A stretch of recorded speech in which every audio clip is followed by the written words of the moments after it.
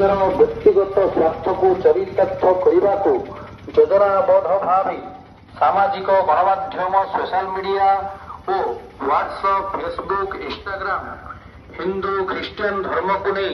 ଗୁଜବ ସୃଷ୍ଟି କରି ବିଦେଶ ଓ ବିଭାଜନ କରି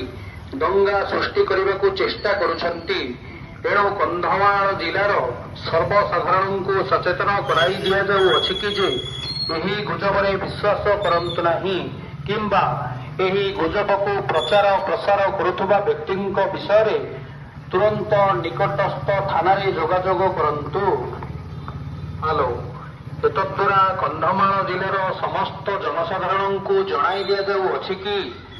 କିଛି ଅସାମାଜିକ ନ୍ୟସ୍ତ ସ୍ୱାର୍ଥ ବ୍ୟକ୍ତି ଗୋଷ୍ଠୀ ନିଜର ବ୍ୟକ୍ତିଗତ ସ୍ୱାର୍ଥକୁ ଚରିତାର୍ଥ କରିବାକୁ ଯୋଜନାବଦ୍ଧ ଭାବେ ସାମାଜିକ ଗଣମାଧ୍ୟମ ସୋସିଆଲ ମିଡିଆ ଓ